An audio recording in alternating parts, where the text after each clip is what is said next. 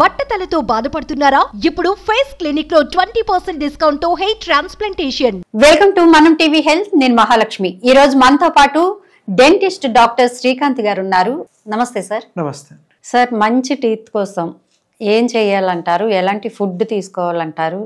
పళ్ళను సంరక్షించుకోవడానికి మీరు ఇచ్చే సలహాలు సూచనలు ఏంటి సార్? పళ్ళని మెయింటైన్ చేసుకోవడం అంటే మొదటి నుంచి కేర్ తీసుకునే వాళ్ళకి లైఫ్ స్టైల్లో ర్యాండమ్ ఫుడ్స్ అంటే junk foods, fast food, colouring agents, carbonated drinks, soda content ఉన్నవి ఇవి ఫస్ట్గా అవాయిడ్ చేయాలి. పిల్లలుగానే ఆ అలవాట్లు అస్సలు ఇంట్రొడ్యూస్ చేయకూడదు పిల్లల్లో.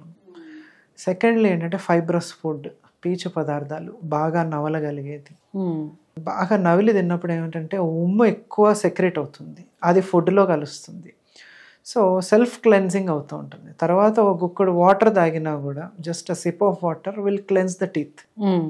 సెకండ్ వచ్చేది పంటి సమస్యలు అనని మనం దృష్టి పెడతాం, కానీ పంటి కింద ఉంటే చిగురు సమస్యలను మనం పట్టించుకోము. అసలు సమస్య మొదలయ్యేదే చిగుర్లతో. సో అందుకని చిగుర్లకి మసాజ్ చేసుకోవటం, చిగుర్లని రిన్స్ చేసుకుంటూ ఫుడ్ ఏదైనా ఎరుక్కుంటే అప్పటికప్పుడు తీయించేయడం. అంటే రిన్సెస్తోనూ మౌత్ వాష్తో క్లీన్ అయిపోతాయి, బ్రషింగ్తోనూ. అవి ఎప్పుడైతే డిలే చేసి టూత్ పిక్కులు పెట్టడము, పిన్నులు పెట్టడము ఇలాంటివి పెట్టడం మొదలవుతామో సెప్టిక్ అవ్వడానికి 99% ఛాన్సెస్ ఉంటాయి. ఓకే, టూత్ పిక్ కూడా వాడకూడదండి. వాడినా హైజీనిక్గా, అది తీసే ప్రక్రియలో చాలా సేఫ్టీగా క్లీన్ తీసేసి పుక్కిలించామంటే లేదా మౌత్ వాష్ వాడామంటే అక్కడ బ్యాక్టీరియల్ అక్యుములేషన్ అవ్వదు, ఇన్ఫెక్షన్ ఫామ్. అన్హైజీనిక్గా టూత్ పిక్కులు కెలకటము, ఉన్నదానికంటే ఎక్కువ లోపల గుచ్చి చేయటంతో ఆబ్వియస్గా ఇరిటేట్ అయ్యి సెప్టిక్ అయిపోతాయి. సో ఇలాంటివి మానటం, పిల్లల్లో గోర్లు కొరికే అలవాటు ఉండటం, లేదా నైట్ గ్రైండింగ్, నిద్రలో పళ్ళు కొరకటాలు, లేదా నోట్లో వేలు వేసుకోవటము, ఇలాంటి ఓరల్ హ్యాబిట్స్ పిల్లల్లో ఉంటాయి. నిద్రలో పళ్ళు ఎందుకు కొరుకుతుంటారు? స్ట్రెస్ అంతే, సైకలాజికల్గా స్ట్రెస్ ఉన్నప్పుడు పిల్లలకు కూడా తెలియని స్ట్రెస్, ఆటపాటల్లో కానీ దేనిలో కానీ పళ్ళు కొరికేది. జాబ్ టైముల్లో యంగ్స్టర్స్కి కూడా పళ్ళు కొరికే ఇవి ఉంటాయి. సో అది కాజ్ కనుక్కొని ఆ హ్యాబిట్ అనేది మాన్పించటం, అలా నోట్లో వేలు వేసుకోవటం కానీ ఇలాంటి చిన్న హ్యాబిట్స్. నోరు తెరిచి పడుకోవడంతో కూడా ఓరల్ క్యావిటీ డ్రై అయిపోతుంది, ఇంకా ఎక్కువ బ్యాక్టీరియల్ ఇన్ఫెక్షన్. నోటిని ఎసిడిక్ pHలో ఉంచినా కూడా pH బ్యాలెన్స్ అవ్వకపోయినా ఎక్కువగా spicy foods, carbonated drinks, colouring agents, sausages ఇలాంటివి ఎక్కువ తినటంతో కూడా నోటి ఎన్విరాన్మెంట్ ఎఫెక్ట్ అవుతుంది అనమాట.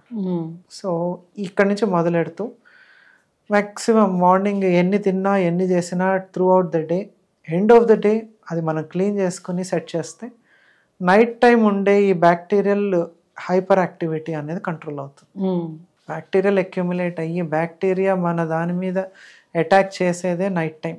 కంప్లీట్ రెస్ట్ పొజిషన్లో దాని పని మొదలెడుతుంది. ఓకే, అప్పుడు మనం దాన్ని క్లీన్ చేసి దాన్ని కంట్రోల్లో ఉంచామనంటే సో మ్యాక్సిమం ఇన్ఫెక్షన్స్ దూరం పెట్టచ్చు. అలాగే ఎక్సెసివ్ బ్రషింగ్ మంచిది కాదు, అలా అని బ్రషింగ్ మానేయటము మంచిది కాదు. సో మోడరేట్గా చేసుకోవటం. అండ్ ఎదిగే టైంలో వచ్చే సమస్యలు, ఎత్తుపళ్ళు కానీ, వంకర పళ్ళు కానీ, పళ్ళు సరిగ్గా రాకపోవటం కానీ, టైం టు టైం రాకపోవటము, అవి గ్రోయింగ్ స్టేజ్లో అంటే ఇంచుమించు 6 to 7 years నుంచి వాళ్ళకి 16 years వచ్చే వరకు dental hygiene and dental checkups రెగ్యులర్గా చూసి ఒక అబ్జర్వేషన్లో పెడితే లైఫ్ లాంగ్ ప్రాబ్లం రాదు.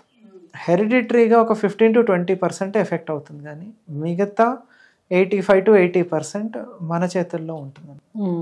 తర్వాత మిడిల్ ఏజ్లో వచ్చే షుగర్లు, బీపీలు, heart, liver, gastric issues, gastric problem ఉన్న వాళ్ళకి కూడా పళ్ళు ఎఫెక్ట్ అవుతాయి అనమాట. సో ఇవన్నీ కూడా కంట్రోల్ చేసి ట్రీట్ చేయించుకో, నెగ్లెక్ట్తోనే ఎఫెక్ట్ ఎక్కువ అవుతాయి. సో అలా ఒక్కొక్క ఏజ్కి వచ్చే సమస్యని కరెక్ట్గా బ్యాలెన్స్ చేసుకుని సెట్ చేస్తే పళ్ళు అనేవి ఎఫెక్ట్ అవ్వవు. ఎందుకంటే తినేది, తాగేది, గాలి తగిలినా ఏది ఫస్ట్ అంతా ముందు నోటి నుంచే అవుతుంది. కాబట్టి నోటిని బ్యాలెన్స్ చేసుకొని నోటి ఎన్విరాన్మెంట్ pHని బ్యాలెన్స్ చేసుకుంటూ ఉంటాయి. ఎలాంటి ఫుడ్ వల్ల హెల్తీగా ఉంటాయి టీత్ అనేవి?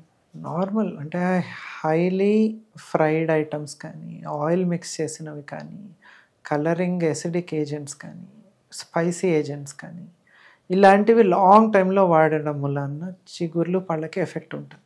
ఓకే, సో అది లాంగ్ టైంలో ఆ హ్యాబిట్ మానుకోకపోతే చిగుర్ల నుంచి మొదలై పంటి వరకు పెడుతుంది ఆ సమస్య అనమాట. సో తినేవి కొంచెం బాయిల్డ్ కానీ, ఫ్రెష్ వెజిటేబుల్స్ కానీ, రా వెజిటేబుల్ కానీ, అంటే ఆ పోషకాలు ఉండి ఈజీగా నవిలి ఈజీగా డైజెస్ట్ అయ్యే వాటితో మొదలెట్టాలి ఎప్పుడు. అలాంటి చేయటంతో ఏంటంటే కొంచెం pH బ్యాలెన్స్ కంట్రోల్ అవుతుంది. అలాగే వాటర్ ఇంటేక్ పెంచుకోవాలి. వాటర్ ఇంటేక్, ఫ్లూయిడ్ ఇంటేక్ బ్యాలెన్స్డ్గా ఉండాలి along with solid intake. Nutritious diet తీసుకుంటే అది ఇంకా యాడ్ ఆన్ అవుతుంది అనమాట మన ఒంటికి. అంటే వాటర్ కంటెంట్ అన్నారు కదా, ఎంత తీసుకోవాలంటారు పర్ డే?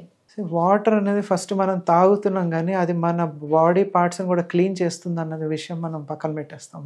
ఎర్లీ మార్నింగ్ లేస్తే ఎంటీ స్టమక్ మీద మీరు 1 లీటర్ వాటర్ తాగాలి అని ఎందుకు అంటామంటే it cleanses all the organs and మొత్తం బ్యాక్టీరియాని ఫ్లష్ చేసి ఒక దగ్గరికి చేర్చేస్తుంది, అది ఫిల్టర్ అవుతుంది అనమాట. సో అందుకని బేసిక్ బాడీలో 70% వాటరే కాబట్టి అది బ్యాలెన్స్ చేసుకోవటం. ఎంత వాటర్ తాగితే మంచిది, ఎంత ఇది అని అంటే బాడీ వెయిట్, బాడీలో ఉండే వాటర్ లెవెల్ బట్టి అనమాట. సో ఇప్పుడు 70% బాడీలో వాటరే ఉంది అని అన్నప్పుడు సో బాడీ వెయిట్ ప్రకారంగా డివైడ్ చేసుకుంటే ఎవ్రీ 10 kgsకి ఒక 1/2 లీటర్ వాటర్ అనుకోండి. సో 60 kgs వాళ్ళకి 3 లీటర్స్ ఆఫ్ వాటర్, 70 kgs వాళ్ళకి 4 లీటర్ ఆఫ్ వాటర్, అలా బ్యాలెన్స్ చేసుకోవటం. సో ఇన్పుట్ ఎంత ఉందో అవుట్పుట్ అంటే ఆ నీరు వెళ్ళటం కూడా అంతే ఇంపార్టెంట్ కాబట్టి ఎంత బాడీ క్లియర్ అవుతుంది అని అన్నది ఇంపార్టెంట్. అంటే వెయిట్ని బట్టి కూడా వాటర్ ఇంటేక్. అలాగే ప్లెయిన్ వాటర్ కన్నా అది జ్యూస్ రూపంలో తీసుకున్న వాటరే, లేకపోతే లిక్విడ్ రసం, సాంబారు, మిల్క్, టీ, కాఫీ ఏది తీసుకున్నా ఫ్లూయిడ్లో దానికి ఉండే వాటర్ కంటెంట్ని ఫిల్టర్ చేసుకుంటుంది అనమాట. సో ఓవరాల్గా 3 to 4 లీటర్ అనేది ర్యాండమ్గా చెప్తారు quantity of water you take morning till night. అంటే only water, plain water 4 litre 3 litre అని చెప్పలేదు. మీరు తీసుకునే బాయిల్డ్ కర్రీస్లో కూడా వాటర్ కంటెంట్ ఉంటుంది. ఓకే. సో అలా ఓవరాల్గా అలా water and how much your mind demands. నాకు దాహం వేస్తుంది, నాకు వాటర్ తాగాలని ఉంది అన్నది కూడా ఒక క్వశ్చన్ మార్క్. ఎక్సెస్ వాటర్ కూడా మంచిది కాదనమాట. ఇట్ ఈస్ లైక్ అది కిడ్నీస్ని ఎక్కువ ప్రెషరైజ్ చేసేస్తుంది. ఎక్కువ ఓవర్గా తాగేసే వాళ్ళకి ఏంటంటే కిడ్నీ ఇంకా నాన్ స్టాప్గా ఓవర్గా వర్క్ చేసేసి అలసిపోతుంది. సో అలాంటి ఇష్యూస్ ఉండకూడదు. అలాగే పోస్చర్, నుంచుని తాగడం, కూర్చొని తాగడంలో కూడా డిఫరెన్స్ ఉంటుంది. So you sit at one place, relax your mind and then start drinking water. Water తాగే విధానం కూడా ఉంది. ఎందుకంటే నుంచుని పోస్చర్ చేంజ్లో మీరు వాటర్ తాగితే ఏంటంటే త్వరగా ఫిల్టర్ అయ్యి త్వరగా ఫ్లష్ అయిపోతుంది. సో బాడీలో వాటర్ నిలిస్తేనే బాడీ టెంపరేచర్ కూల్ అవుతుంది. సో అది తాగంగానే ఫ్లష్ అవుట్ అయ్యే ప్రక్రియలో మీరు ఎంత వాటర్ తాగినా ఉపయోగం ఉండదు. ఇన్ రిటర్న్ కిడ్నీస్కి ఓవర్ వర్క్ అవుతుంది అన్నమాట. Okay, thank you sir.